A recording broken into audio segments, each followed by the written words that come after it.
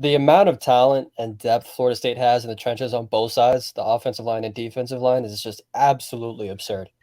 You legitimately have 9 guys in this defensive tackle room that you feel good about, and only 2 can get on the field at a time. It's absolutely insane. Hey guys, it's Terrence Nan. You're listening to Hear the Spirit presented by No Game Day. Go Noles. Hey, what's up? This is Peter Ward, aka E-Dub, in the house. We're listening to Hear the Spirit presented by No Game Day. Go Live, go Noles. Hi, this is Charlie Ward, and you're listening to Hear the Spirit. Go Noles. This is Terrell Buckley. You're listening to Hear the Spirit presented by No Game Day. No Bloody. But perhaps better known as the greatest corner to ever step on a football field, Deion Primetime Sanders. Great Deion Sanders, my brother. What's going on, man? I could wake up to that greeting every day, man. That was awesome. Hello, Noles fans. This is former Seminole Derek Brooks, and you're listening to Hear the Spirit, presented to you by No Game Day. James Wilder Jr. What's going on, James? Thanks for having me on. SSOD, Florida State or Die, and go Noles. William Bar None Floyd. Gentlemen, what's up? What's happening, guys? This is Logan Robinson from Hear the Spirit, presented to you by NoleGameDay.com. We are here live on a wonderful, fantastic Wednesday evening. And man, oh man, do we have a lot to talk about. We are so close to Florida State and Norvell hitting the practice fields, which will actually happen tomorrow in the late afternoon window. We just got done with a wild big-time meeting at Florida State between the Board of Trustees that we'll be discussing. Again, our thoughts on Florida State landed Charles Lester. We were there for that commitment, so we'll be discussing that and also a few things that he told us about a few targets he's after, including 5-star safety KJ Bolden, which he'll be picking on Saturday. We will be giving our prediction there on who he'll be selecting to go to for his future university. Florida State landed multiple commits too within the week. Big-time USC former commit ends up going to pick Alex Atkins in the offensive line. So we'll be discussing that along with a few other guys. And then at the very end, we'll be talking about some of the press conference quotes that Dustin got with after the opening press conference to the season from Mike Norvell and all the coaching assistants. And at the very end, we'll be talking our fall camp defensive preview as a loaded podcast. So make sure you sit back, relax, hit the like button on YouTube. Let me introduce the guys with me. It's Austin Veazey, our lead basketball writer, at the very top. And also down below is our editor-in-chief, Dustin Lewis. Gentlemen, how we doing? We're here, baby. It's almost football season in Tallahassee. I don't know what you're talking about. I mean, with the way today went, football season has officially begun. I know the team's not going to get to hit the field tomorrow, but I mean, man, the steady amount of news flowing out of Tallahassee right now after meeting with the coaches earlier and also the Board of Trustees meeting and the comments that were made there, it feels like we're directly in the middle of the year. Yeah, it's been a whirlwind of a week so far, and I think we're just getting started. Yeah, no, I think we are just getting started. There's a lot to talk about on this show tonight. It feels good. I've already felt like we've been in football season. I've been at training camp going on the 7th day tomorrow morning here in Tampa. So I definitely feel the heat. It's good to have the cleats on, have that grass in the morning, smell it, feels good. And it's going to feel good to be out there tomorrow, which I'm heavily looking forward to. Going to run two camps in one day. We're going to see if we'll survive or not, but super excited to be up there in Tallahassee for when the Seminoles hit the practice fields for the first time in 2023. Before we get started, make sure you guys, if you're on YouTube right now, I can't stress it enough, hit that like button, hang out with us, share with your friends. If you're on Facebook too, hit the share button, hit the like button. Appreciate everybody coming to hang out with us the last couple of shows. This is going to be the case for the next, God knows what, 9 months it feels like. Definitely if Florida State can make a run here, we will be here live every Wednesday night along with instant reactions immediately on site after games for you guys. So a ton of coverage coming this upcoming season, and it's all heavily here on Hear the Spear and our YouTube channels, Facebook and Twitter as well. So make sure you guys are locked in there. But let's get started. We don't have enough time to waste, gentlemen. Let's jump into Charles Lester's commitment. Florida State lands 5-star cornerback. Mike Norvell gets his guy. We saw a little bit of some, rumors flying. We were hearing things of Deion Sanders, obviously, too. We saw Charles Lester go take that last-minute visit. I know he was also with his teammates as well, but comes back home and then ends up picking the Seminoles. Dustin, you and I were on site there for what was a pretty wild insane. Yeah, pretty insane ceremony. Absolutely insane. I think it was delayed a good 45 minutes. We're waiting in the parking lot. We were told, here, come get some shots of Charles coming through the parking lot, and we waited out there for 30 minutes, and then we had about a 10-minute walk-in. It felt like a WWE kind of walk-in or a boxing match walk-in with how much media was in front of him, a lot of his friends, family, teammates, even now Tribe 24 fellow commit Luke Kromenhoek also in attendance, and his family as well. So it was just filled heavily, definitely FSU wise, but still had to wait until the very last moment when he came out and they took away the drapes, and boom, he comes out with a crown on his head. He's got an FSU jersey on. He's got a lit up spear, which was pretty badass, and comes out with the war chant rocking. But a big time commit for the Florida State Seminoles in this 2024 class, Dustin. Huge win for Florida State, and this is an announcement that's going to be remembered for a long time, especially if Charles Lester goes on to become a star at FSU. And, we talked about it extensively last week, and that we really felt like the late push by Colorado and everything like that was really just Charles Lester building up some hype before committing to Florida State. I mean, that's exactly really what it ended up being. And, to get this one in the boat, this is one that FSU's been waiting on for a while. Charles Lester is going to jump right in and start recruiting for this 2024 class. We spoke to him right after the ceremony, and someone that he mentioned immediately, KJ Bolden, who obviously we're going to talk about later tonight, and who's going to be committing on Saturday at 7:30 Eastern. But Lester making him a big target. So I think, getting a 5-star cornerback is only going to help in your pursuit of the number one safety in the country. And then just Lester by himself, I mean, you're bringing in a really elite athlete who has been a top national recruit over the past couple of years. Florida State's invested a lot of resources into this kid, from the coaching staff to having even the current commits reaching out to him before he committed. And they're really excited about this. And we heard Lester talk about potentially playing on both sides of the ball at Florida State. We'll see how that progresses moving forward. But, I mean, it's certainly an interesting possibility. We saw a video come out, too, of Lester having that silent commit happen with Mike Norvell, and then also the coaching staff being around him walking out of the office of Norvell. And, he's been committed for a good little while here, and it's given him some time, too, to do some things behind the scenes. And, when we talk about KJ Bolden later on in this episode, we'll see how much of an impact that makes on potentially grabbing a big-time, really talented player with Bolden up there in Georgia.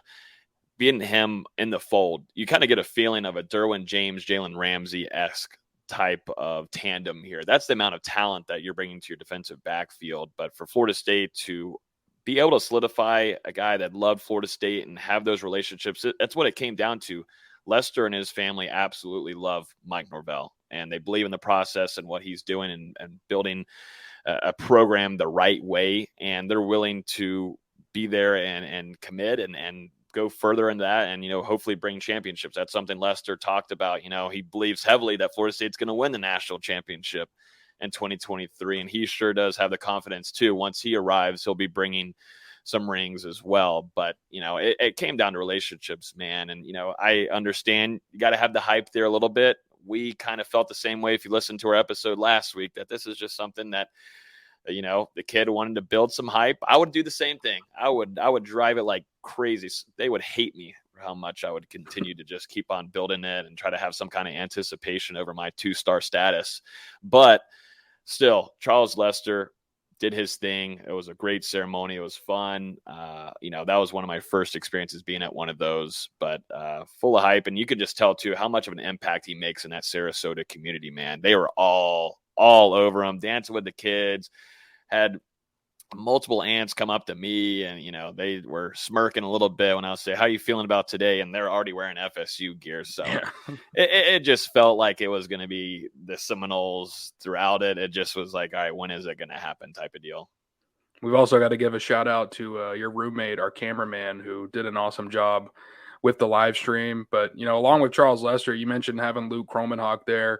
I think it says a lot about this guy and, his future as a leader at Florida State, to make a 7-hour trip down from Savannah, Georgia, all the way to Sarasota to support one of his future teammates' announcement. And you can tell that these guys are pretty close. Charles Lester had him come up on stage after and, they both gave each other some words of encouragement, dapped each other up, and it seems like they're really excited for the future of this Tribe 24 class moving forward. But, just for Luke to do that, you don't see that from a lot of guys, a lot of high school recruits across the country.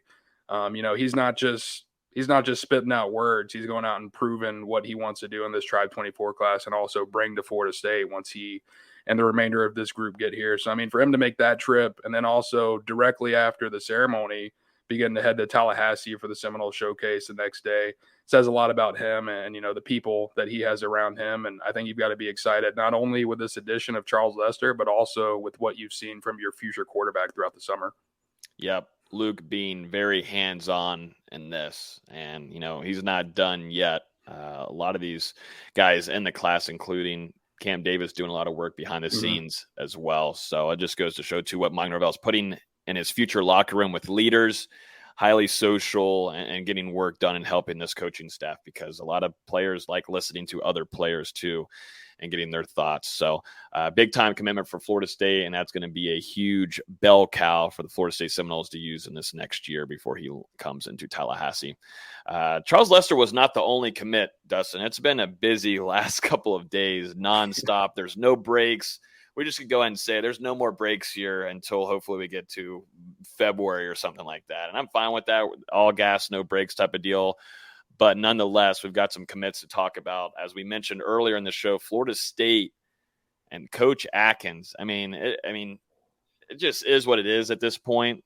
And I think, too, FSU fans, no matter kind of who it is, if it's a project player, a guy that you're going to have to develop for 2 years or so, FSU fans believe in anyone that kind of Atkins has taken at this point just because of his track record and what he's been able to do. But Florida State takes USC offensive line commit from Lincoln Riley, West Coast. Manasi Atiti comes over, a 4-star offensive lineman to Florida State. Talented here. I think, Dustin, were you there whenever he came and visited Tallahassee? I was not. Okay. I was going to say what he looked like. Did he look big? But yeah, big time commit though for Florida State. Thoughts on him, and then we'll go through the next two. Yeah, it kind of got overshadowed a little bit because of Lester's ceremony the night prior. But this is another big one for Florida State, and we've really seen FSU begin to fill out this Tribe 24 Trenches class over the last month, adding ITT to Jonathan Daniels and Ty Hilton, and we'll get to him in a minute, but Jaden Todd as well went from 0 commits on the offensive line at the beginning of June to now at the beginning of July to now 4, just a couple days into August. So a lot of work for FSU on the offensive line recently, but ITT, a guy with all the potential in the world, coming in with a really impressive frame. And this is another guy that Florida State's recruiting from the international ranks, originally from Africa, and moved over to the United States to play out his college career. So even though he is playing high school ball up in California and ended up committing to USC, location doesn't really seem to matter to him, being a guy who's not even from this country. And it's going to be a big one for Florida State moving forward. We saw Lucas Simmons come in last cycle, international recruit from Sweden. Florida State really starting to recruit some of these guys who are originally from other countries and have a lot of potential. I think that's what you're going to see with ITT, someone that's going to come in, probably slot in as an offensive tackle, and could also play on the interior for Florida State, but a pickup that I really like a ton. My goodness, VZ, they're not allowing you to eat in the comments. They're ripping you apart. My man just got off of work. He grinded, and now he's got to come on here for an hour-and-a-half podcast. Got to let the man have a snack. Yeah, I'm sorry, and you don't want me talking recruiting anyways. So just I'm done eating now. Let's survive. And the old fans know I used to eat all the time on the podcast. So get over it. That's right. Our video watchers are a little bit different than our audio. The audio people don't even know you're eating right now, which is perfect. It's true. Well, I'm done now, so it doesn't matter. There you go. Perfect. Well, yeah, we don't need you talking recruiting. We'll stick to Dustin on this one. So let's keep talking here about a few other commits. Florida State landed linebacker Tamir Hickman Collins and also offensive lineman Jaden Todd. Massive player Dustin. That is a big boy that the Florida State Seminoles. I looked at the Mike Norvell picture next to Jaden. That's just it's silly. Freak of nature, man. That is a big boy. That is big. But I don't know which one you want to start with, but chronologically, if you want to start with Hickman Hollins. Yeah, Hickman Collins, really an under-the-radar linebacker prospect that Florida State picked up over the weekend to add to a 3-star linebacker, Jaden Parrish, who's been committed since earlier this year. Florida State got him on campus over the weekend for the Seminole Showcase. He went through a workout, and it sounded like the staff saw what they needed to see to give him the green lights. I mean, still an emerging recruit on the national stage, and, we'll see how he does during his senior season. And going over to Todd, I mean, you're talking about not a really good offensive line class around the area in this cycle. So to find someone who's 6'6", 315 pounds, and has only played 1 year of high school football, I mean, there's a lot to develop with him. He chose Florida State over some offers from Ivy League schools, also had Virginia Tech, UAB, Liberty, some lower Power 5. So this is another one where there's a lot of potential. And we've seen what Florida State's coaching staff has been able to do as far as Atkins molding some of these guys ever since he got to Florida State. Todd's someone that you're going to be molding over the next 2-3 years to hopefully eventually turn him into a starting caliber lineman at the the college level. But he reminds me a lot of the take in the 2023 class, Chris Andre Otto, who recently enrolled at FSU for the summer semester. And, we're going to get our first look at him tomorrow when FSU comes out for preseason practices. But he's another guy who has the frame, very smart, had multiple Ivy League offers before Florida State came calling, and then eventually chose the Seminoles. Two guys with very good instincts and that can develop over the coming years and potentially be diamonds in the rough. You're muted. Damn it. I was just like, what the heck am I doing here? But yeah, this is a good look at Jaden Todd. Big boy. And I think that's a good comparison there. Smart player, but just looking at the physical attributes, though, you can go and sign me up. Sign me up. And you're really seeing that Coach Atkins has a type. He does have a type. Well, there he is. Yeah, speaking of the devil. He's like, yeah, this is my guy. But, I mean, that body already looks college level to me. I mean, that's SEC Big Ten size right there, if you don't tell me, you know what I'm saying? But, yeah, that's a nice commitment there for Florida State. And if they're ever putting on the all-white, I mean, can we go ahead and already say that they're most likely committing to the Seminoles at this point? I feel like whenever they're in hype videos like that and doing promos after their visits, it's almost like a 90% hit rate at this point. Yeah, but I believe in this 2024 class with the 4 guys that FSU has committed, I mean, none of them are shorter than 6'4". So, I mean, we're really seeing Florida State target these bigger offensive linemen, guys that can come into Florida State already built up, and then, they can transition them into that college strength and conditioning program and refine their bodies a little bit. But, I mean, size is one thing you can't teach. Nope, you cannot do that. Genetics help play a big-time role in that as well. But, yeah, some nice commits there for Florida State, but heavily led there by Charles Lester and, him getting into some ears for some of these guys and, helping build what Norvell and the staff are trying to do. And he's only continuing to do that. He's only got a few more days of being able to recruit a certain guy that I think everybody is here to help and also chat about, as our chat is absolutely blowing up about it. But KJ Bolden, 5-star defensive back from Georgia. Offers from everywhere across the country, but it seems like it's slimming down to a few schools, including Florida State and Auburn here potentially at the end. It really just goes to show, I mean, we've talked about him the last couple of episodes, but just seeing what Florida State has been able to do relationship-wise. KJ Bolden, this is his favorite school, his number one school. He's wanted to play at this school, but can they get him over here? And I know there's a lot of NIL stuff that goes into it. Auburn is probably one of the best colleges right now that has been ahead in the game on NIL. Florida State kind of catching up here and, starting to really make their presence felt, adding in the battles and the success that they've had. But now with Florida State and Florida, now they like Florida as the state, not the Gators, but Florida now allowing these coaches to go in and kind of facilitate and help out in some ways of the NIL side of things, with some of these other organizations. It helps in Florida State's favor, but can it be enough to land someone this talented? Can Charles Lester get into his ear enough? That's something Lester talked about when we talked to him after the commitment. Who are you after? Is there somebody you want to get in the Tribe 24 right away? And it was KJ Bolden. He said he's been in his ear for a while now. And, we've talked with Luke Kromenhoek too. And, he's been after him as well. But how much does it take? How have they done enough to do this? And, this commitment's going to happen on Saturday at 7:00. We'll have full coverage of that. We're hoping to also do another live stream on here. We won't be on site, but we're hoping to have another live stream for you guys on this channel. So make sure you guys are subscribed so you get notified when we do go live, because the last one we had about 7,000 people there for that Charles Lester commitment. So I highly suggest you jump onto our YouTube and subscribe so you get notified. But Dustin, take it away. This is a big time recruit, man. If Coach Surtain does this without even showing a snap of football in Tallahassee on the collegiate level, he's got to be like the whisperer, man. I don't know, but yeah, give it to us. Yeah, I mean, you've got to feel pretty decent about Florida State's chances going into this announcement.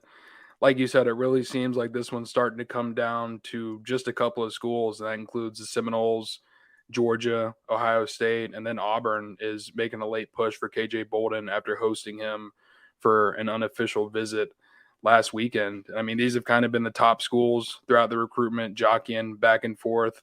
But it just feels like ever since Florida State got Bolden on campus for an unofficial visit back in June, the tide has slowly begun to shift in their favor a little bit. Confidence has begun to build from the Florida State side. But, I mean, at the same time, you're also seeing it confidence from the Auburn side, confidence from the Georgia side. I think the only team that isn't confident right now is the Ohio State side. So a lot of people are confident going into Saturday. And, a lot of programs have put their best foot forward in recruiting KJ Bolden, the 5-star prospect, #1 safety in the country. But Florida State, I mean, they do have the dream school factor playing in their favor here. Mike Norvell and staff and Coach Surtain as well have done a really good job recruiting Bolden. And then you mentioned it as well. A lot of these Tribe 24 guys have been going after Bolden. After his unofficial visit back in June, he actually mentioned Cam Davis and Landon Thomas by name as two guys who from the Peach State as well as Bolden coming after him and recruiting him. And he mentioned Charles Lester at the time, who has now committed to Florida State. Like you said, Lester doing what he can to get Bolden to join him. Luke Kromenhoek has been recruiting everybody to join him in this Tribe 24 class. So Florida State really attacking this one from all kinds of fronts. And are we making predictions right now? I mean, we did last week with Lester. This one is what do you think, Dustin? We're both on the same boat here where it's a little bit more of a risky prediction than last week. We felt pretty confident in the one with Lester, but this one's a risky one. So you did put one in Discord, though. I did. You did put one in there. So if you're in our Discord, make sure you guys go jump over there. But I mean, I feel like we have to. And if it can't just only be us, the chat also needs to put in their prediction too. So it's not going to be just us. And don't worry, we can grab the screenshots from all of y'all too. So it goes both ways. Well, yeah, like I said, I feel pretty good about Florida State's chances in this recruitment. Things have been trending in the Seminoles' direction over the past couple of weeks. I actually traded a couple of messages with KJ Bolden the other night and was just trying to get his comments, his thoughts on Florida State adding Charles Lester, and he responded and told me it put them in a good place with me for sure. So, I mean, I definitely think that's something that he's thinking about. It shows that Florida State's going to be able to add elite talent alongside KJ Bolden as he begins his college career. And, right now, as we said, Wednesday evening, I've had a couple of sources inform me the same thing. They feel pretty confident about Bolden at this time. So, I mean, I'm going to ride with those guys. And, KJ Bolden to Florida State on Saturday. We'll see if it happens. Woo. We will see. We'll see. I feel the same way. I feel like Florida State has done a phenomenal job with this. And I think with the NIL factor, Battle's End doing a great job there. It only increases the confidence level, at least for me on that end. So Coach Surtain, I mean, it's not over yet whatsoever. But, I think this one, we're going to have some things trickling here probably tomorrow and then definitely Saturday morning, afternoon. But, that's what you get when you deal with a player of this caliber. So no shocker there. We'll be fully prepared for it, but we're hoping to hopefully get a full coverage for you guys here on our YouTube channel. So make sure you guys are subscribed and also hit that like button because it will show up on y'all's YouTube feed immediately once we do go live and we have a full-on reaction to KJ Bolden's commitment. So should be a fun Saturday. Make sure you guys are tuned to that on Saturday at 7:00. Yeah. And like you said, if Florida State's able to pull this one off, we're already starting to hear a little bit of criticism about Coach Surtain on the trio entering June. It's like, man, the guy just got here in January and is working on building these relationships. But I mean, now you see it right. Darius Morgan, Ricky Knight, Charles Lester, potentially KJ Bolden. We saw Jamari Howard return to Florida State's campus over the weekend for an unofficial visit during the Seminole Showcase. That's going to be someone they push to get an official visit from during the fall. So Florida State, Coach Surtain, they're doing all right. Yeah, I think they are. And not just going to pressure anybody here just to get some free likes, but we did say if you want Charles Lester to pick FSU, hit the like button. So, I mean, I'm not pressuring anybody, but if you want to think in that scenario, you might as well hit the like button here on this live as we still got a lot to discuss. We've got Board of Trustees to go over. We've got fall camp preview from Mike Norvell and coaching assistants. Dustin said that he spent quite a lot of time with Randy Shannon, someone who's also been criticized on the recruiting trail as well. But then we're going to jump into our fall camp defensive preview. Gentlemen, we were all on the Board of Trustees live stream today, watching the first 30 minutes of we don't know what the heck they were talking about type of stuff with budget reports and expenses, and we need money here and that, and nursing stuff. I don't know, engineering. I don't know where we're going, but once it got close to some ACC talk from President Richard McCullough, then all ears, everybody, that live stream started turning up to 2,000, 3,000 viewers on there. But yeah, I mean, we'll just jump into a discussion right now. Austin, I know you've been, keeping this very close too and watching it as it unfolds as well. But yeah, Florida State, and just going off of the theme of it, Florida State and the Board of Trustees, they're all practically in alignment along with Florida State's athletic director, Michael Alford. They're all in alignment that they want to get out of this ACC. They want to get out of this conference. And it's very apparent that they're very concerned about the money lost and being put behind other colleges, definitely in their region here. I mean, you look at the Southeast, definitely this SEC too. You're behind a lot of those schools that you're competing with recruiting wise. And you're also kind of getting put behind too on the NIL side of things. So there were some really good points being brought up, but this was heavily on the media rights and the ACC and them lacking compared to the other conferences, the other Big Two, which is the Big Ten and the SEC. But open discussion here, y'all's biggest takeaways, I guess, from what we heard in that about hour and a half meeting. I think it's safe to say it's happening. As they said in the meeting, it's not a matter of if, it's a matter of when. I'm still of the opinion I think it's going to happen in these next 2 weeks. To me, this was the culmination of a year's worth of research into the grant of rights and into all these documents with lawyers and attorneys and everything else, seeing what they can get, seeing what their options are. They've been working behind the scenes with the ACC, I'm sure, over this last year. Florida State's probably got, a set of guidelines and a set of, I don't want to say rules, but they have certain demands that they want, and the ACC just hasn't been willing to give that.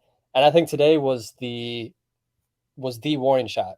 We have 2 weeks before the deadline of August 15th, and the chairman even said it at the end of, I'm sure you'll hear from us soon. We'll make a decision on it.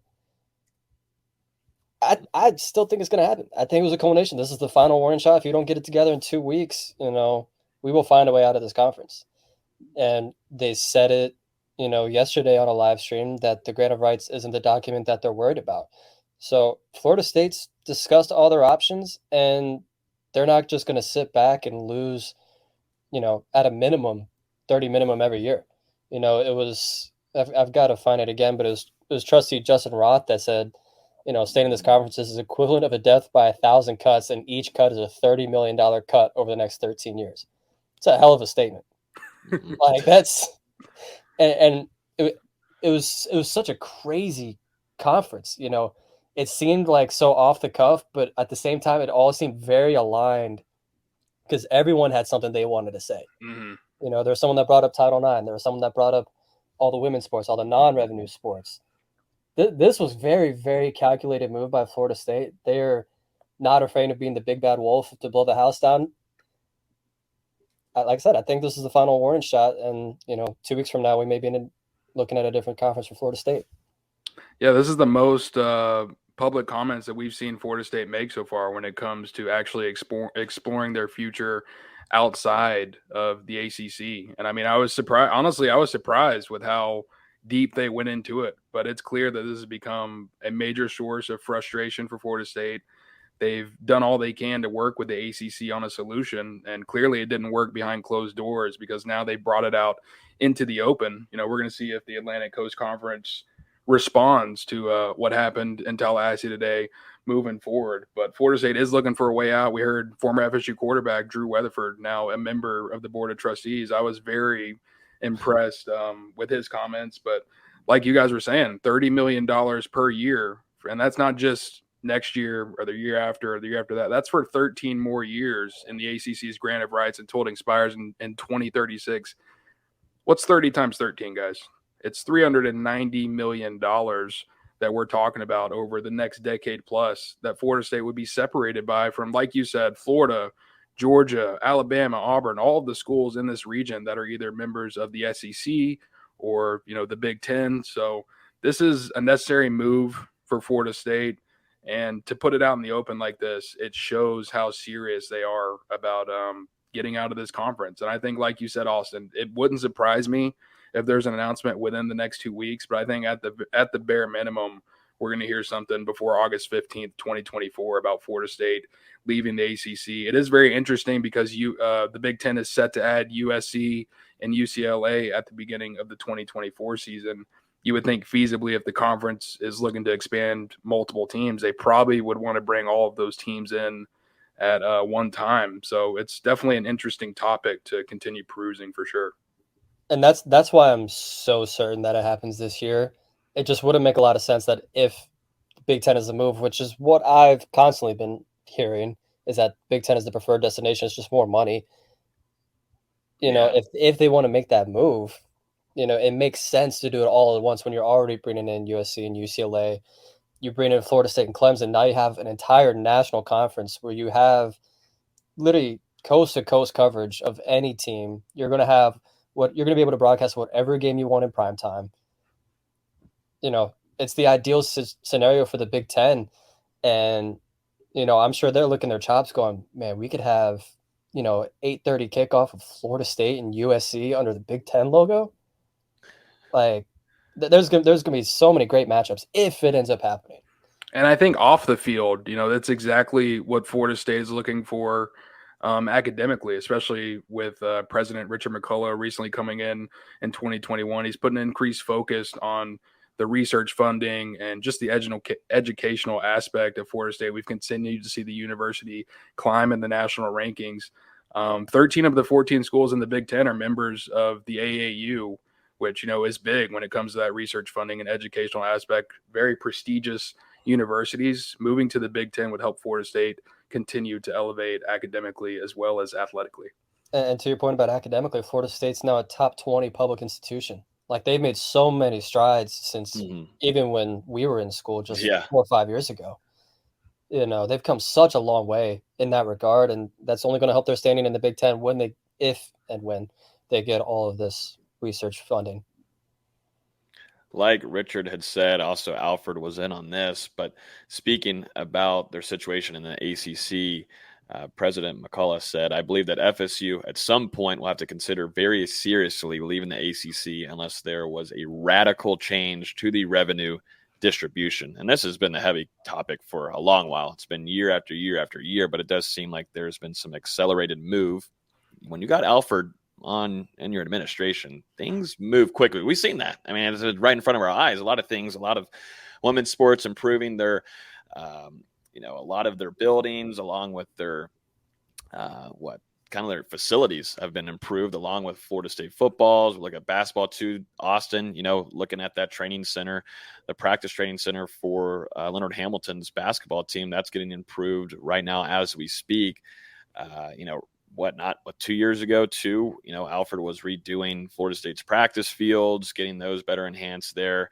So there's a lot of things. And now you're looking at the football only facility that Florida State's pushing towards. But the biggest thing that I got from the Board of Trustees too is that they're having to do a lot of fundraising. They're having to fundraise a lot of this money. Why not make it easier on yourself? And why keep on trying these things and having to push? Why not make it easier and have this money just flow to you, and you can push this anywhere across your whole entire university, and then you can sprinkle that too also to your athletic department. So, it was good to see a lot of the Board of Trustees. I think everybody was in full agreement here that a move needs to be done earlier rather than later, and just continuously losing that $30 million a year. It's just not a good, capable measurement of what Florida State as a program wants to do moving forward. It just doesn't make a whole ton of sense, but everybody can be about it. They would love to do this. It would be nice to get this done, but you've still got a GOR that you've got to figure out and get out of, but you've also got to have someone on the outside, like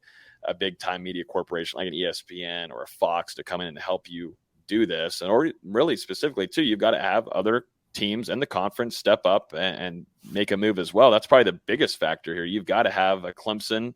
You would like to see Clemson make a move here in the coming weeks. More maybe specifically, you'd like to have North Carolina. That'd be a huge one. If you can get a swing like that, some of your biggest college brands and universities on board there, the ACC is in brutal trouble then. It's squashed. And we already know the ACC is squashed. It's just a matter of when. But you've really got to have some other colleges now step up to the plate and make some moves here.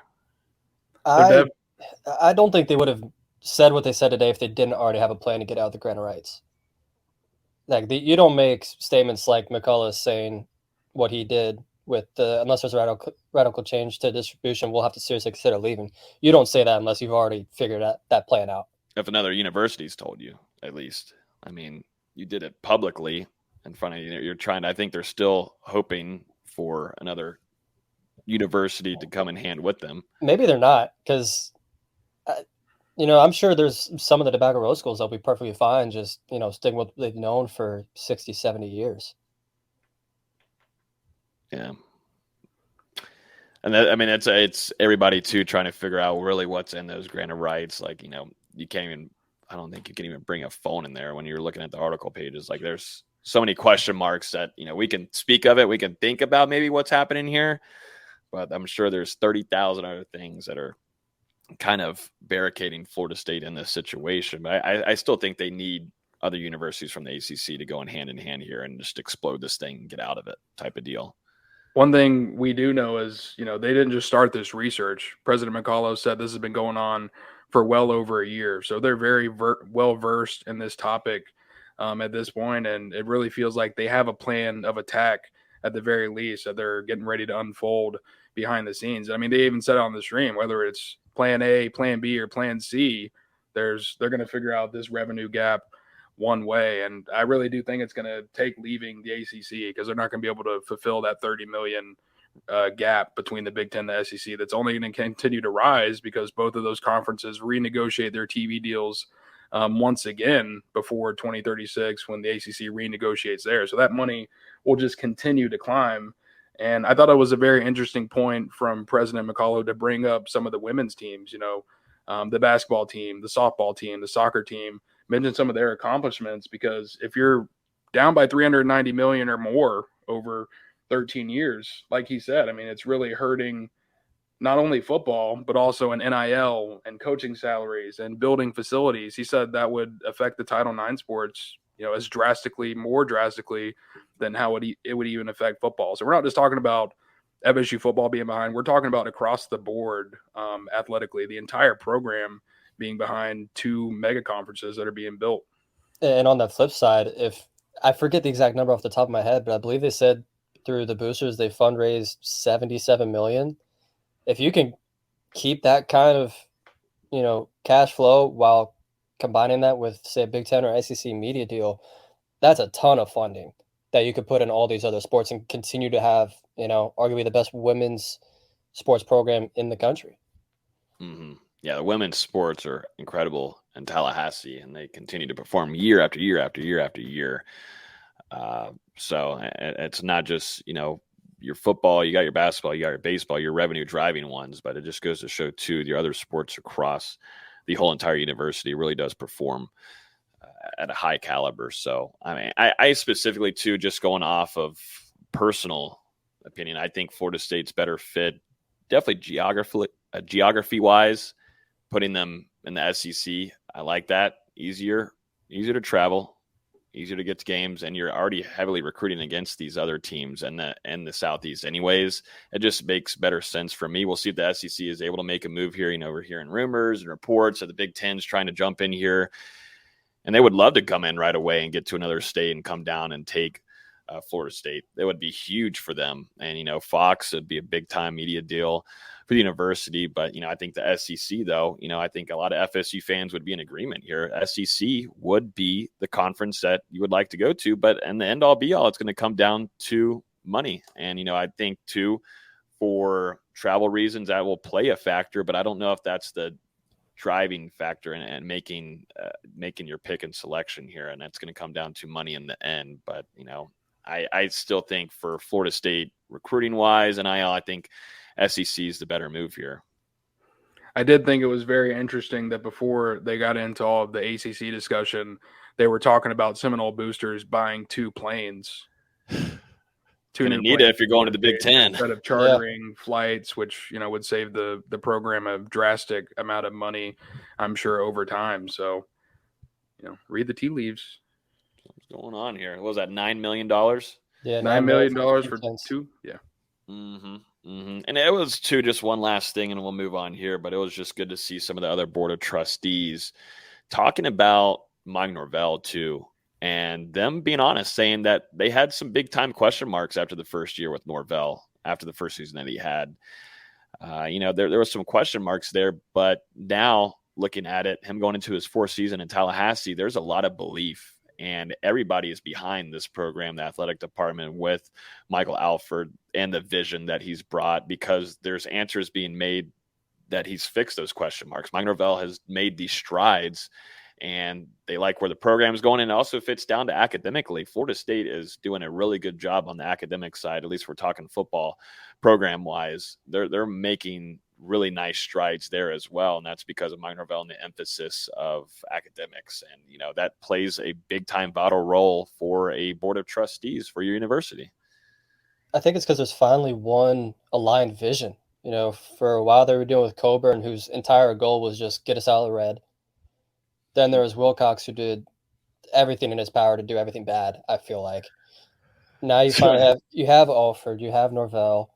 We'll see how much longer Coach Hamilton's around, but there's so many powerful voices in that room, and I feel like they're finally aligned with what they all want for the university and their programs. And I think that's huge for a brand like Florida State. I agree. You really see everyone working as one rather than individuals, and it's really done a lot for the athletic department over the past couple of years. Mm-hmm. So we'll keep a close eye on this. It's only going to continue. It's just, if you're not in our Discord, go ahead and join it. It's probably, I would think, before you even wake up, there's 500, 600 messages already sent. But if you guys want to join our Discord, it's down below, free to join. A lot of fall camp updates coming very soon, starting tomorrow. So make sure you guys go down there. If you're on our YouTube, jump down to the description, click the Discord link, free to join. 2,200 plus FSU fans right now, and it's only ramping up. And we've got a channel simply directed towards this realignment, the whole ACC, Big Ten, SEC. There's a whole ton of discussion going there, new tweets, new reports, everything in there. So make sure you guys join our Discord as we head into a busy 2023 season. One more thing, it's been hilarious seeing the backlash from other ACC media. I don't think they realize how much Florida State does for them. Mm-hmm. And even some of the Clemson media who, Clemson's likely leaving if Florida State leaves, to see them be like, oh, what is Florida State doing? Mm-hmm. It's been funny. I can't wait to see what comes these next 2 weeks. I'm really looking forward to this. Yeah, we'll see. We overheard an August 15th date on there, and we heard over the Board of Trustees meeting. Seems like there's a sense of some urgency here. So we'll see. We'll keep you guys fully updated on the show along with NoelGameDay.com. Well, that's my birthday. So if they move on that day, what do you think is more important? Let me guess. Let me wonder here. What is it? Your 16th birthday? I don't know what else could be more important. 16, almost 21st.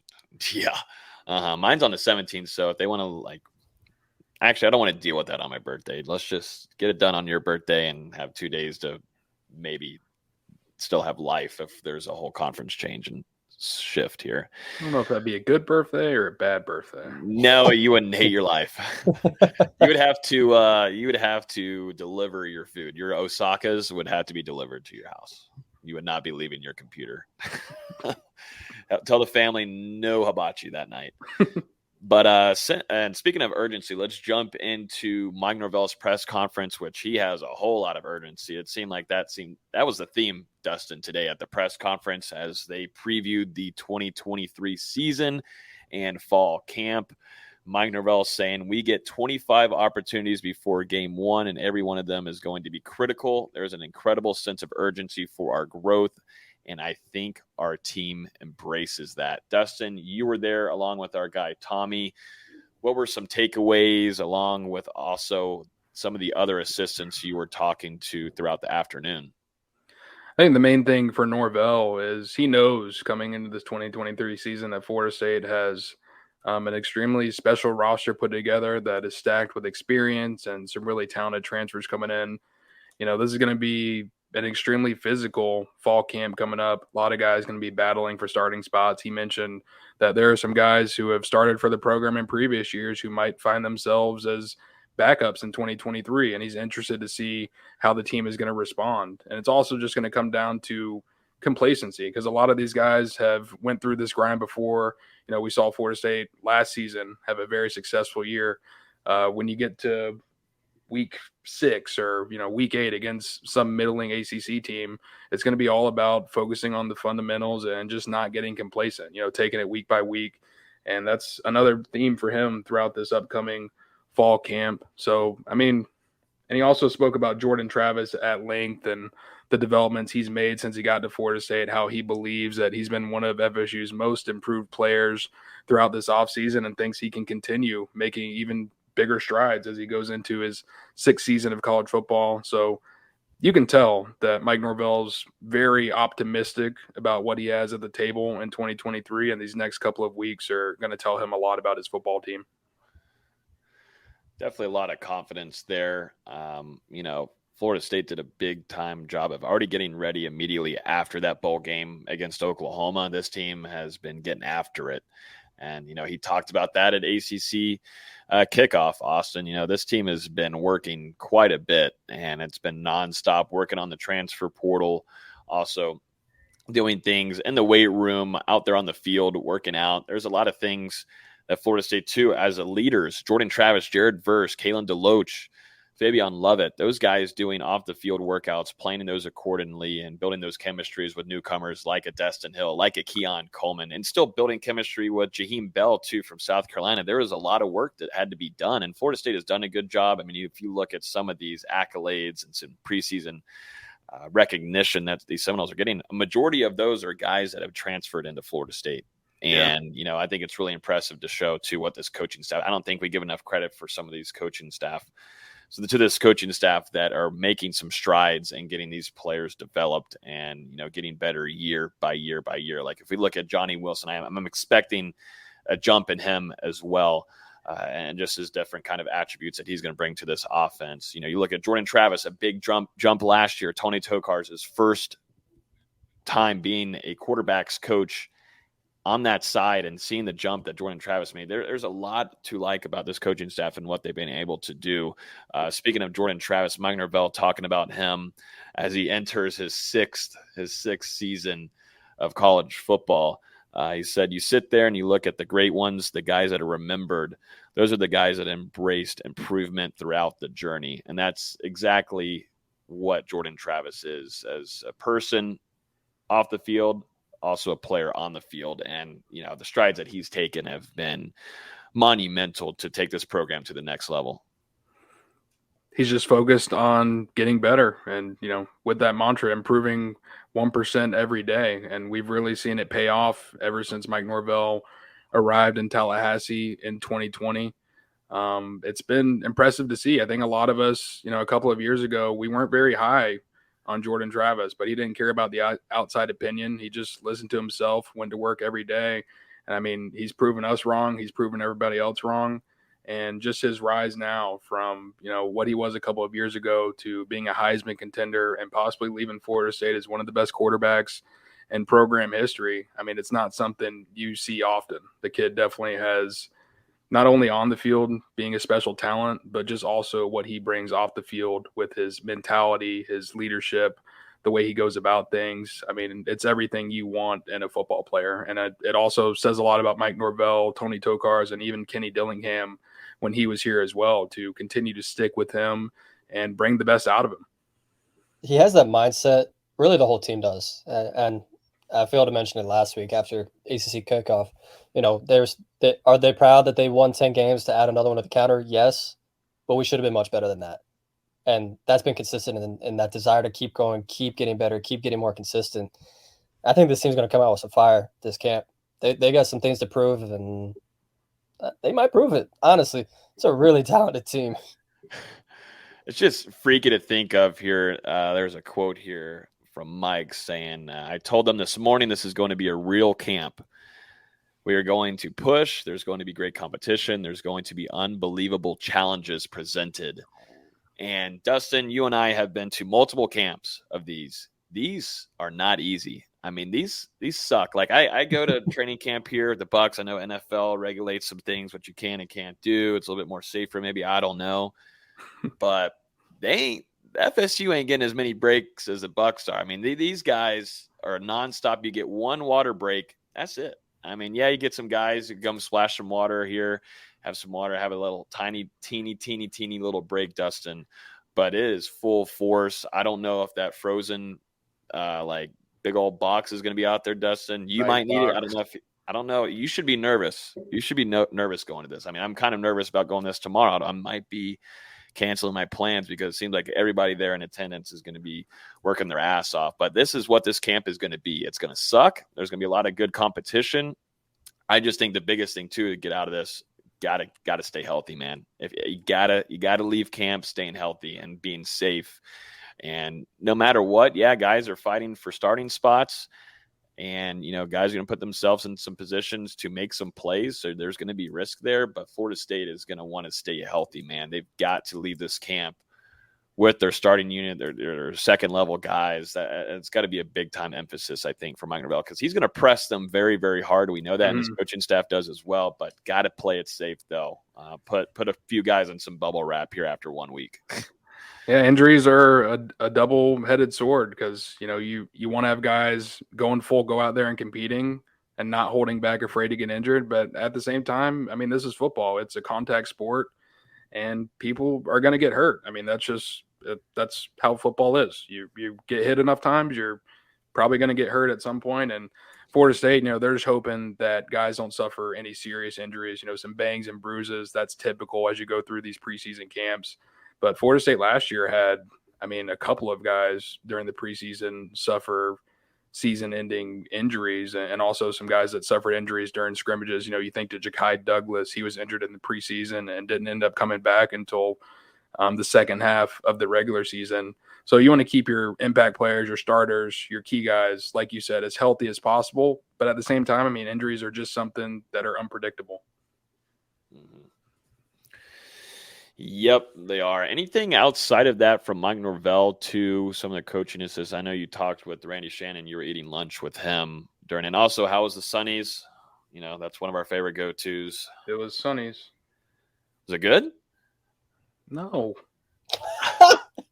What? It was Sunnies. It was all right. But okay, here's my main gripe. All right, let's break it down. Here's my main gripe. Sunny's is, and I might have done this in the spring too, but I'll do it every time until they make a switch here. Sunny's is a barbecue company. It used to be good like 10 or 15 years ago. It's kind of trended downhill over the last couple of years, but it's founded in Gainesville, and it's Florida State sponsor. And right across the road, you've got Four Rivers, founded by a Florida State grad with, I'm sorry, Sonny's much better barbecue. For sure. If we're being honest. It's a natural partnership. Now, maybe there might be a little bit of loss in revenue, but it's for the pride. You can't have a company founded in Gainesville sponsoring Florida State. Yeah, Florida State's got to do a job there. Maybe, I don't know if Four Rivers can jump in here, but, you know, if it ain't going to work with the FSU or partnership there, we will highly take you here at Hear the Spear. So, I would love it. I was pretty upset about it, but I did have a plate. Of course you did. Did you still go to the one on Monroe? I do not go to Sonny's normally. All right, we can't give out any more free advertising. Whatever. But yeah, since the views are racking up and everything, I can't get all these free ads. We got to start. We need a beer sponsor and we need a barbecue sponsor. That wasn't an ad. That was a don't go there ad. Yeah. Yes. But the Four Rivers, Four Rivers. If you're hearing this, or if anybody's got the connections here, DM me the number. We'll talk some business here. We need a few sponsors. Definitely food. Food would definitely be highly advised, but if we can also get some beer involved, I mean, that's just that's gonna be the top podcast in sports. And while we're talking, what do I have to do to get a Four Rivers in Charlotte? I'm begging. Tough scenes up there in Charlotte for VZ.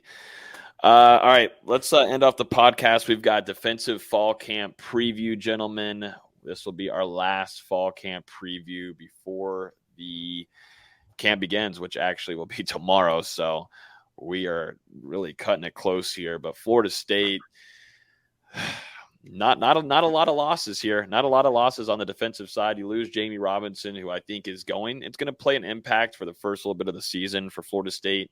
But other than Jamie going off to the Carolina Panthers, Florida State's bringing a good majority of this defense back. At least they're impactful players, and highly advertised by Jared Verse. Florida State bringing him to ACC kickoff, a vibrant guy, a guy that we've had on our show before too.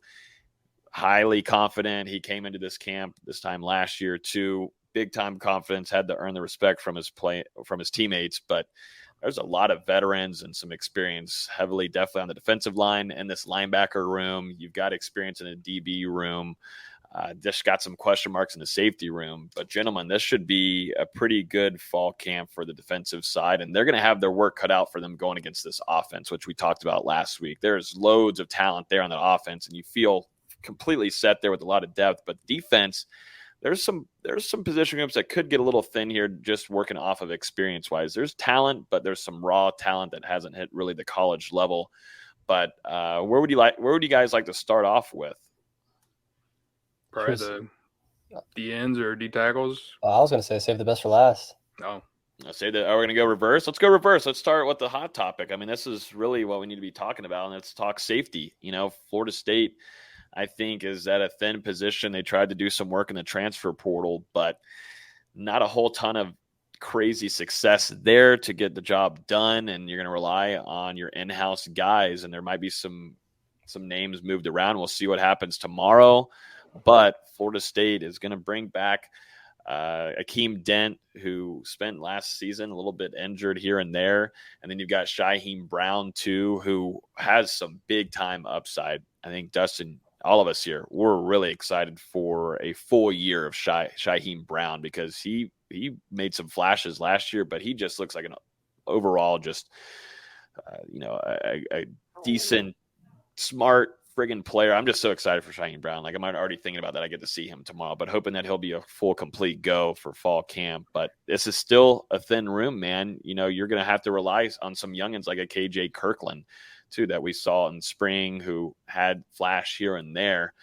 What are y'all's thoughts on the safety room? What's going to have to be done just to feel FSU fans to feel a little bit more comfortable going into this 2023 season?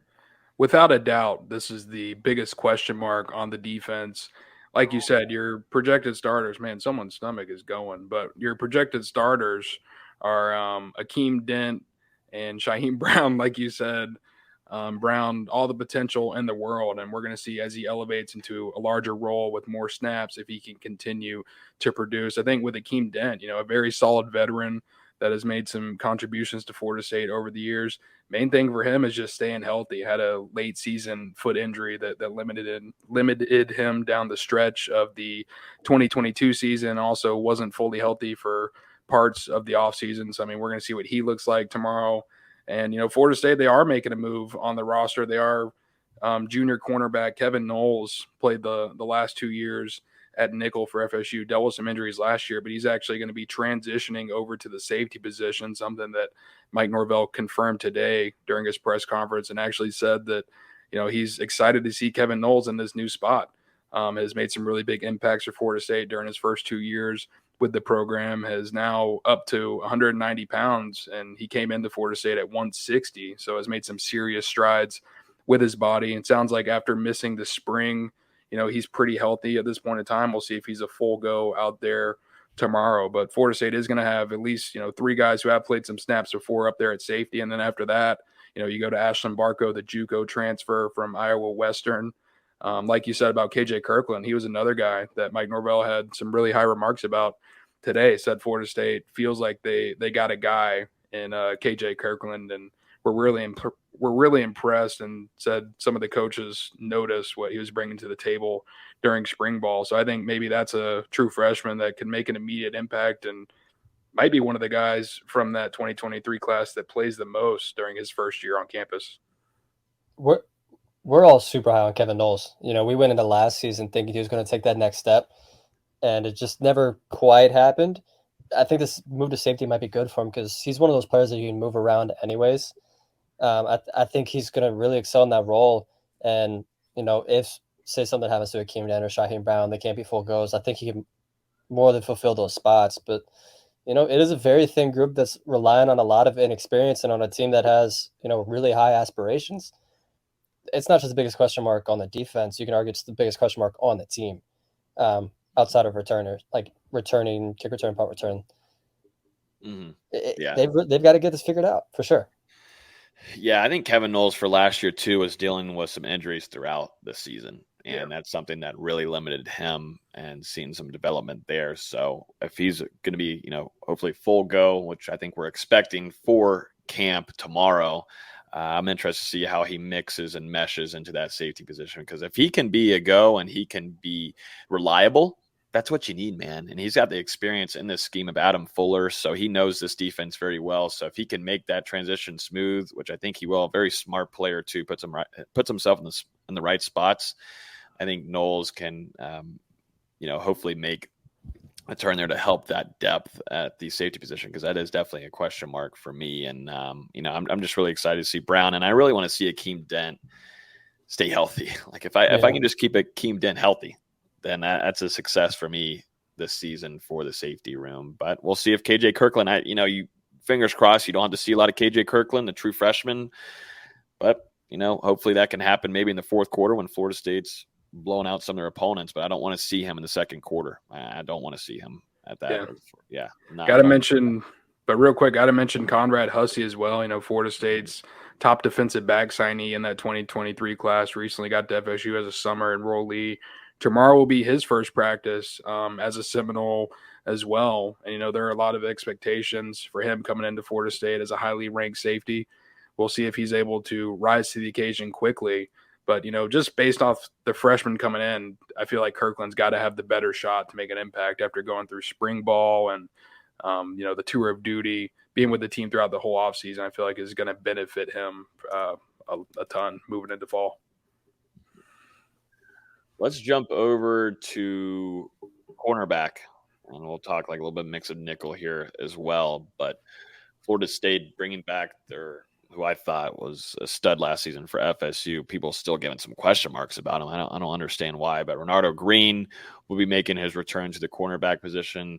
And then, you kind of got some little bit of question marks here, I would say, is a little bit more of a slower start for Fentrell Cypress, more than we expected, maybe from Virginia. But honestly, you're getting a hold of a whole new playbook.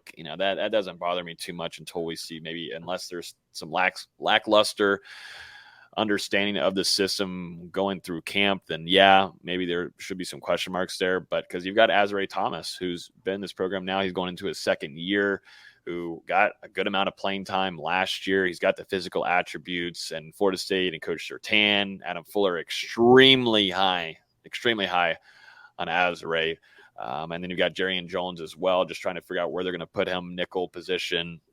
There's definitely a few things that Florida State's going to have to figure out here, but they've got the talent. It's just depending on, Fintrell Cypress and getting down the system. But you know what he already did at Virginia. He's an impactful player, and it would not be surprised whatsoever to see him starting on the opposite side of Renardo Green. It's going to be a really interesting battle. Like you kind of alluded to, I think Renardo Green pretty much has a starting spot locked down, and then it's kind of going to be the battle between Fintrell. I think Fintrell and Jerrion Jones, and then also AZ is going to be sprinkled in there some for that battle for the other outside cornerback spot. And then inside at nickel, really seems like Greedy Vance is probably the favorite here. And then you're going to, depending on how Jerrion Jones does in that battle on the outside, he's probably going to contribute in there at nickel as well. But, I mean, regardless of who ends up in that starting lineup, you've got 5 really experienced, really talented cornerbacks coming into the 2023 season. I think Fintrell ultimately ends up winning that starting spot.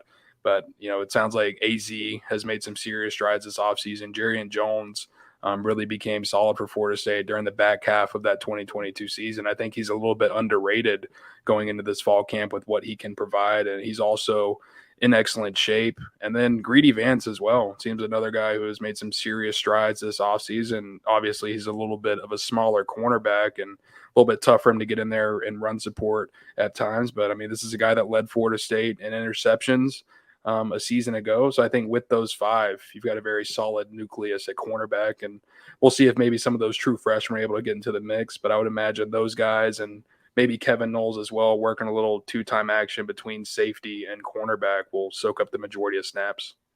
There's a ton of talent in this corner room. I mean, you're bringing a guy that was first team All ACC last season and preseason All ACC, which we didn't get a chance to talk about yet. You have Jerrion Jones, who came a long way last season and is, I think a good corner now. I think he's unfairly hated on.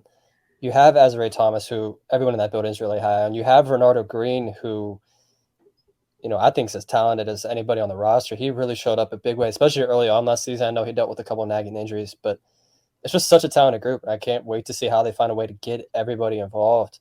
Fintrell Cypress gets caught up to speed on the system. That combo of him, Renardo Green, Jerrion Jones, and Greedy Vance, that's a really good group. And I mentioned it last week. I don't think Florida State, Logan, you said it as well, with Fintrell Cypress kind of having a slow start there to spring ball and struggling a little bit at times. I don't think Florida State's worried about it at all. I brought it up last week, but Mike Norvell, said that they've already got an all ACC player coming into Tallahassee in Fintrell, and they think he's just going to be on an even bigger level moving now that he's with the Seminoles and moving into this 2023 season. So it sounds like there's another level to his game that FSU feels like they can unlock. Yeah, I'm not too worried about Fintrell. Getting to spend the summer too, working against these wide receivers too, getting a feel for what they're like, new system as well. Fintrell, I think, is going to be fine, and he's going to be developed. But yeah, I'm high on Greedy Vance. I'm super high on that kid. He brings great energy. He's going to be a leader on this defense too, so keep an eye out for him. But yeah, he's going to be a big-time impactful player for Florida State this upcoming season, leading Florida State last year, like you said, Dustin, in interceptions. He puts himself in the right spot at the right time. So very, very high on Greedy. And meanwhile, we're over here in the chat. We're making relationships happen. We've got Ariel in here, and we've got Tad. Seems like they're going to start dating here. This is what we do at Hear the Spear, man. I mean, creating relationships. Who knows? This might be our future here on YouTube. So Match.com/NoGameDay. This might be the first robot marriage I've ever seen. I don't know if it's robots or anything, but Ariel, Tad, send us a DM if y'all end up taking a picture together or something. We need to get our recognition that we made this happen. Confused. On our fall camp defensive preview podcast here. Awesome stuff. If you want to find your future wife or husband, we got you on Hear the Spear. Let's jump over. Now where do we want to go? We want to go linebacker. We're trimming down to the best. and that's going to be the defensive line, DE, all that kind of stuff. So let's talk linebacker here. Randy Shannon coming into his second year as linebackers coach. He's bringing the same unit back again, at least his starting unit. But DJ Lundy, who put on, another 10 pounds this offseason. You've got Kalen DeLoach, who represented Florida State at the ACC kickoff, Austin. And then, Florida State still has the talent, and I'm over here just still looking at the chat. I don't know why I'm looking at the chat. I'm just getting too much distraction. Dustin, did you hide your camera because you're laughing? No, I had to. My dog was going crazy. Oh yeah, was that what it was? Yeah, I don't know, but yeah, this linebacker unit, man, led by Kalen DeLoach, DJ Lundy, Tatum Bethune. The big time to have Tatum Bethune come back too for another season, who was also banged up. I think he told the media, he was banged up from top to bottom going through the season last year, but was still able to play. So a full healthy Tatum Bethune will be a big time factor for Florida State in this linebacker room. And then you've got some younger guys too that have came, Omar Graham Jr., who I think is going to see the field quite a bit in 2023. Blake Nicholson too, who we've heard from the coaching staff really high on him as well. You've also got Ward in there, a youngin', but Florida State, if Blake Nicholson and Omar Graham, I think, and too, if Ward is able to make some strides there, I feel a lot more comfortable in this linebacker room than I did earlier in the offseason. This room doesn't worry me for this year. This is a concern for 2024. You know what you have in Kalen DeLoach, you know what you have in Tatum Bethune, you know what you have in DJ Lundy. And you only play 2 linebackers anyways, so as long as you're rotating those 3 guys, you're going to really like what you have at linebacker. It's when you have to, if and when you're going to have to rely on those Omar Grahams and DeMarco Wards and those Brian Courtneys, that's when the concern happens. But like I said, that's a concern for next year. It doesn't worry me at all for this year unless, God forbid, knock on wood, a couple of injuries happen. Yeah, you pretty much nailed my point. I feel like Florida State's in a very good spot this year when it comes to linebackers, returning your top 3 guys in the rotation for the second straight year. They all know their roles in this defense. They're all pretty healthy at the moment, and feels like they should just continue to build on what they were able to produce last year, which was probably the best year by a Florida State linebacker group. And a hot minute. We've seen some bad Florida State linebacker rooms over the last couple of years. I think you've really got to like what you have in this trio. It is going to take some staying healthy for those 3 guys, but it's doable after what we saw last year. And then I think Omar Graham, he's ready to jump into that 4 spot in the rotation that was previously held by Brendan Gant. Sounds like, speaking to Randy Shannon, Omar has made some real strides this offseason. He also credited the veterans in that room for, leading some of these guys. Tatum Bethune was someone that Florida State selected to break the rock to conclude the offseason workouts. Really shows the leadership role that he's taken since transferring in a year ago from UCF. That was something Mike Norvell addressed during his press conference, said that Tatum is one of the heartbeats of this team. And then also Kalen DeLoach, a guy who's been here as long as Jordan Travis, dating back to that 2019 season, one of the guys who has really seen it all when it comes to Willie Taggart's tenure and then the transition to Mike Norvell and everything that's taken place over the last couple of years. So you've got 2 really good veteran leaders up there at the top, and then DJ Lundy as well doing his thing. I think you've got to be excited with that room. And like you said, Austin, it's going to be a concern in 2024 because you're going to lose DeLoach, you're going to lose Bethune. We'll see what happens with Lundy, moving forward. But you're going to at least lose the top 2 guys in that room, and you're going to have to turn to some guys who have a lot of potential but haven't proved it yet. So it's going to be something to worry about in 24, but I feel like that's a room that is potentially a strength for FSU in 2023. It would have been an extreme luxury if you could have had, Stephen X Jr. or Amari Gaynor or even Brendan Gant stick around for another season just to have that one more quality experienced option, but you still really like what you have there. Mm-hmm. Yeah, y'all couldn't have said it any better. I'm super high for Omar Graham Jr. as well. And I really liked what we saw developmental-wise from DJ Lundy in coverage last year. So he put on more pounds, though. But, when we saw him in the spring, though, that man was lean. And Randy Shannon gave him a lot of props during our, meeting with him going into, the spring, just talking about what he's done with his body. So he's added on 10 more pounds. So interested to see how he looks. It's mainly just for fullback size, honestly. That's mainly for the Lundy package this upcoming fall. All right, let's get to the fun part here. The goodies, probably Florida State's one of their biggest strengths going into this season, and it's going to be Florida State's defensive line. Do we want to start on the edge, or do we want to go on the inside first? I feel like we start on the edge and then we move on the inside because there's a lot to discuss more, I think, on the inside than anything. But let's start on the outside of this line. Florida State bringing back a first-round talent with Jared Verse. Put on a show week 1 in college football against LSU. You just saw the capabilities and the energy that he brings, the effort. It's just nonstop. Big time leader now, jumping into that leadership role, earning the respect from his teammates, and the tenacity. That's probably one of the biggest reasons I want to get up there tomorrow is see Jared Verse's attitude and his energy that he brings. It comes all the way to the media, man. It gets you hyped to get in there for practice, and I'm really interested to see who he's going to be trash talking. That's just who he is. But once he's off the field, it's over, and he's a good guy in the locker room. But that, and then you got Pat Payne. These are going to be your starters on the defensive end side of the ball, and Pat Payne. There's a lot of things that I think still you want to see him improve on. He's showed some flashes definitely in last year. But getting to the quarterback and the pass rusher, some things that he'd get better on. He's really nice in their run game, and he's only getting better there. But Florida State highlighted by those two guys, and you've got a transfer with Gilbert Edmond too that I think Florida State is hoping to get some impact from him this upcoming season too. But just overall, there's some other names too to talk about. What are y'all's thoughts on this room going into this season?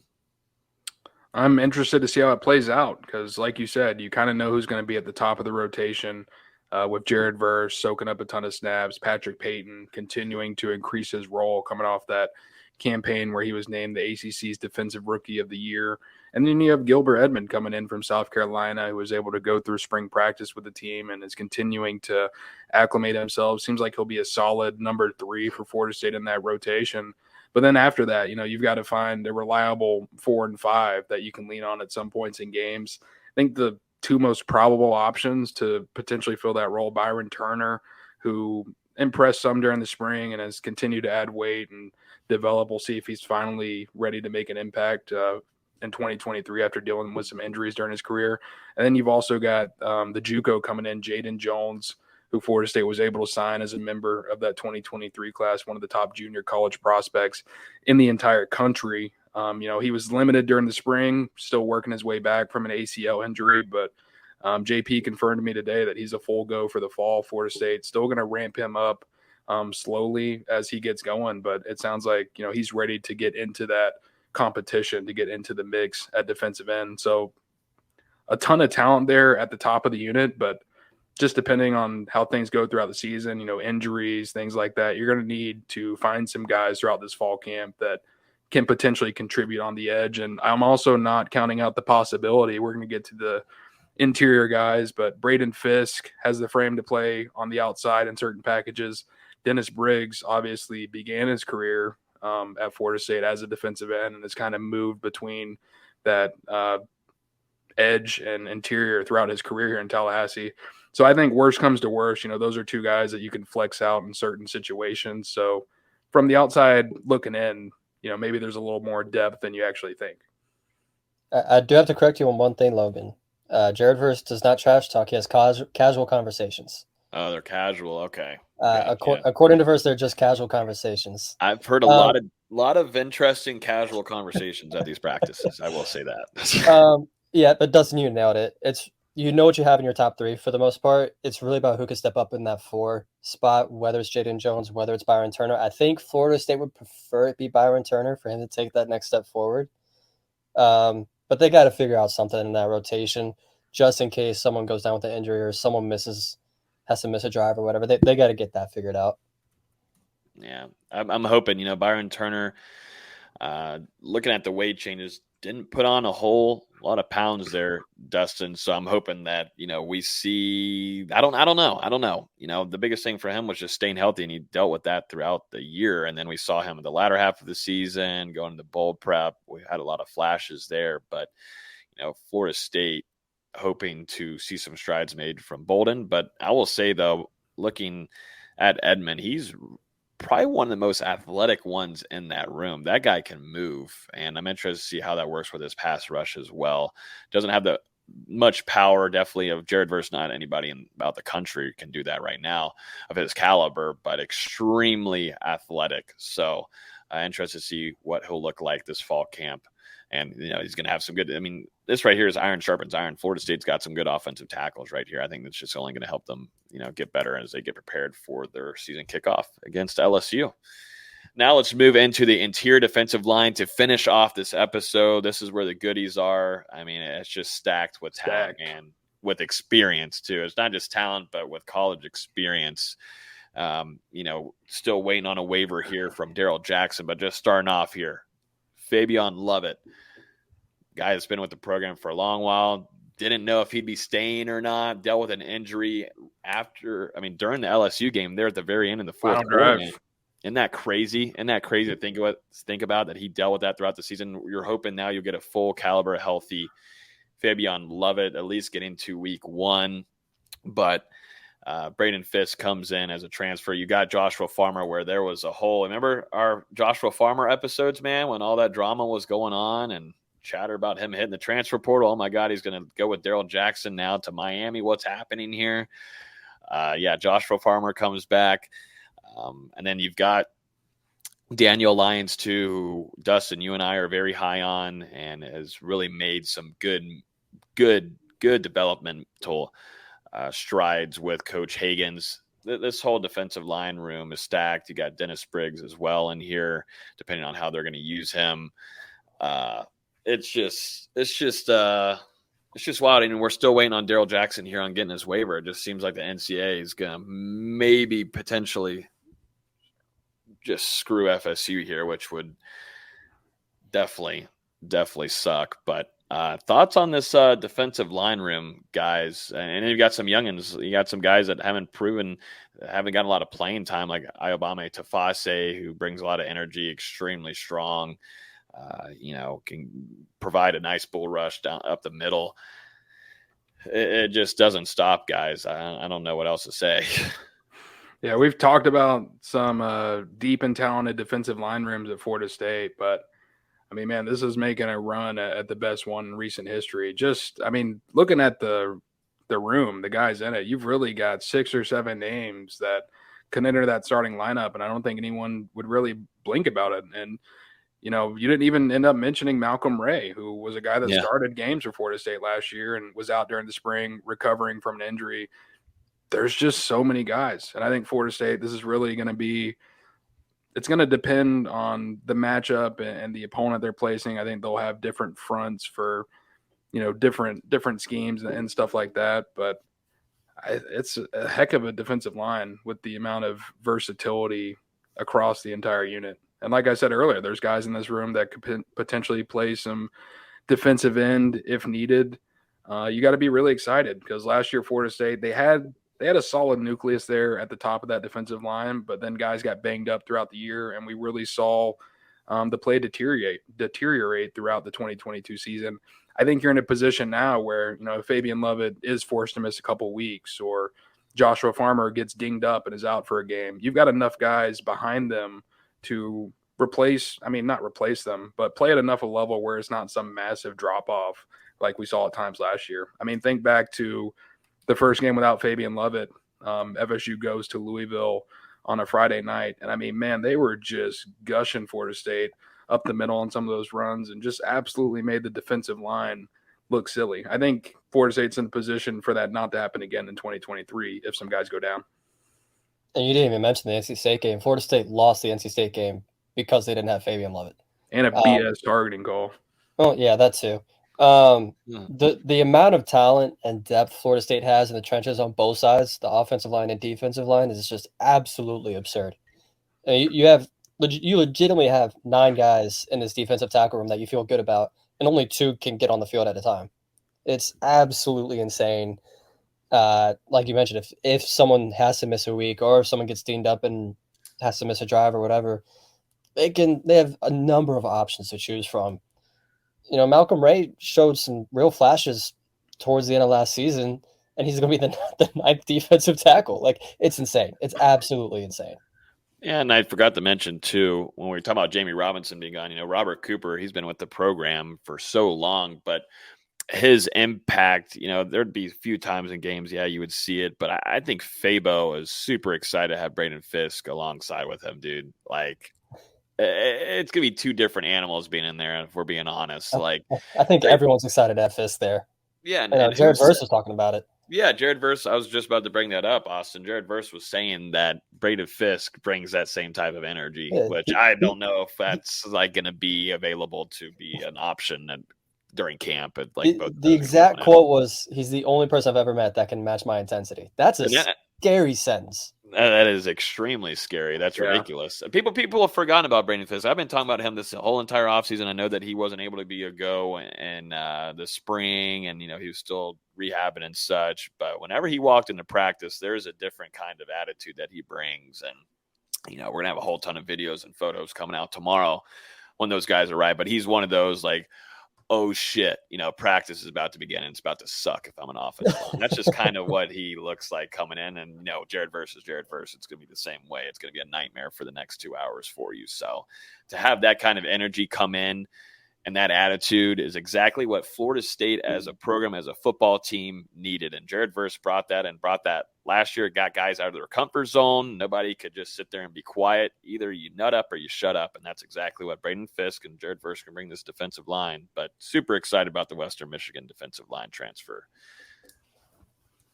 I'm ready to play football. I'm sweating. I'm ready to go. We're here, baby. Less than 24 hours from now, the first practice of fall camp will be over. Yep.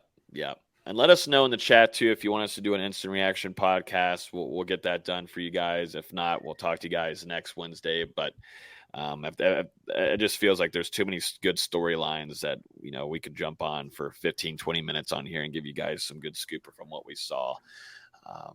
But next week, we're going live on Tuesday, right? Yeah, next week we're gonna go live on Tuesday because Dustin is having to travel with Tommy over to Jacksonville for the doubleheader of practices at UNF that Mike Norvell is going to be bringing the team over for. So a Tuesday night one, I don't know if we'll be able to have VZ or not, but I'll make it work. We can even push it back a little bit too. So, but yeah, this was a great podcast, gentlemen. We did our offensive preview, defensive preview. We'll discuss special teams. I think we talked about some capabilities here, punt return, kick return. I think we'll have a better understanding tomorrow too. But I'll tell you what, I don't think JP was expecting to get a question today about FSU's long snapper transfer. Long snapper transfer.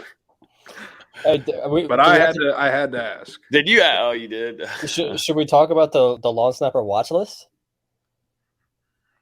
James Rosenberry getting some. I don't have it up here on my screen because there's just so much stuff. He was my guy. Whenever we did that long snapper preview, that was who I went with. And yeah, I mean, look at him now. Let's jump through this real quick. But punt returner. Ja'Kai Douglas, we saw him getting some work in. Vondravius Jacobs, I believe, too, right during the spring. Dustin was getting a little bit of work, and then we're expecting Destin Hill to also get an opportunity here at punt return. We'll see Trey Benson kick return. Could also be Destin Hill potentially at kick return as well. Ja'Kai Douglas. Deuce Spann, it sounded like really is impressed at kick return as of late. That's who I want to see. Keziah Holmes and Winston Wright also got some mentions from Mike Norvell. And then, for the punt return, I mean, we already kind of mentioned all these guys, but he talked about Toa Philly, Douglas, and Destin Hill specifically at those positions. But I would imagine FSU is going to have, 5 or 6 guys working at both of those, especially because you don't have Micah Pittman anymore. You don't have a player on the roster who's returned to punt at the college level or returned to punt last season for Florida State. So, I mean, this is huge because that was an area of concern during the 2021, especially the 2021 season. I mean, you think back to that final game of the year. I don't know if anyone remembers it, but a muffed punt in Gainesville was pretty much I remember that Florida State's hopes of getting to the postseason. That's an extremely important spot for FSU. And I mean, same thing with the kicking unit, which is going to be an extremely close battle between Ryan Fitzgerald and Tyler Keltner. I think Fitzgerald has a slight edge based on what he did during the spring, was a little bit more consistent, had a little bit longer range than Keltner. But I mean, it's very close. A couple good practices from Keltner might be enough to swing it in the other direction. As big of a special teams guy as Norvell is, he'll get it figured out. Mm-hmm. Yeah, we'll see. I would really like to see Deuce Spann at kick return make that next step just because of the speed that he can bring there. Imagine him and Dustin Hill being back there. Woo! Goodness gracious. I'm fine with that. Yep. So we'll see. It's going to be a fun fall camp. We've got a fun month ahead before Florida State takes on LSU in a top 10 matchup. We'll also have AP rankings come out next Tuesday. So maybe that's a good spot to do our show. So we'll actually have the rankings for Florida State and LSU before Mike Norvell takes on Brian Kelly for the 80th time, it feels like. But yeah, a ton of coverage coming y'all's way all over the place on our socials. Make sure you're following us on TikTok. We got 30,000 on TikTok. I was like, what in the world is going on there? But we have 30,000 on TikTok. We're on Instagram. We're on Facebook. We're on I'm still saying Twitter. I'm not saying X. We're still on Twitter. And we're all across on YouTube, too. Going to be posting a lot for you guys, interviews, shorts, everything of that nature. So make sure you guys are following us. And also get in our Discord. We've cleaned it up a little bit. A lot of good discussions going on there. It's in our description down below on podcast streams and on YouTube. So hit that Discord link down below and join. It's free to hop on there with 2,200 plus FSU fans. But yeah, we're here. Football season has arrived in Tallahassee. Looking forward to being up there in the A50 alongside Dustin and our guy Tommy. Full coverage coming to you guys. Make sure you're following us on socials. We will see you guys next Tuesday evening. Don't really have a time set, but we're going to hopefully be at the same time at 7 o'clock. So yeah, as always, you can listen to this podcast on iTunes, Google Play, Spotify. If you're on YouTube right now, hit the like button before you leave. Over 100 likes on there tonight. So appreciate everybody hopping on there. And yeah, that's going to be it. We'll see what KJ Bolden decides to do on Saturday at 7 p.m. Everybody, have a great rest of y'all's week, and we will talk to you guys next Tuesday, hoping for 7 p.m. See you guys. Mama told me not to say a word. 17.5, same color t-shirt. Mama told me not to say a word. 17.5, same color t-shirt. Mama told me not to say a word.